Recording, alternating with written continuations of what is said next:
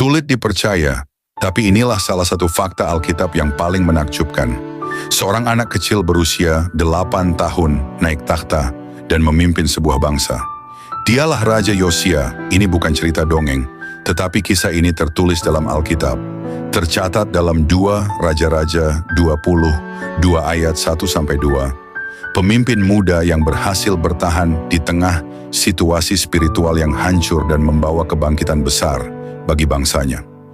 Di tengah warisan keluarga yang kelam, di mana ayahnya Raja Amon dan kakeknya Raja Manasye dikenal sebagai raja yang jahat, tercatat dalam 2 Raja-Raja 21, Yosia justru memilih jalan yang berbeda.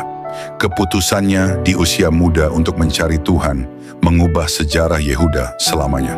Ketika anak-anak seusianya sibuk bermain, Yosia harus memikul tanggung jawab sebagai raja.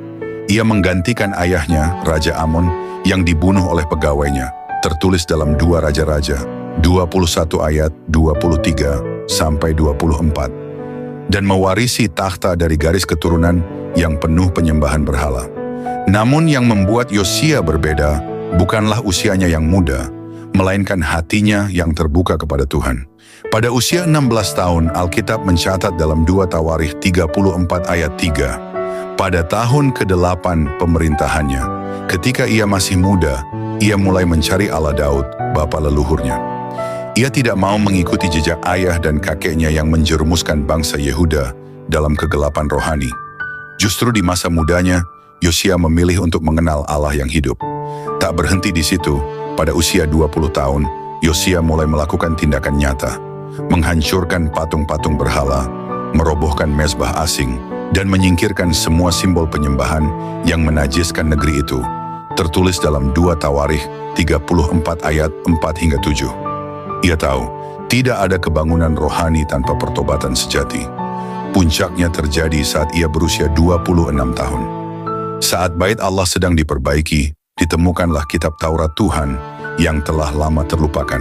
Tertulis dalam 2 Raja-Raja 22 ayat 8. Ketika kitab itu dibacakan kepadanya, Yosia terkejut dan merendahkan diri di hadapan Tuhan.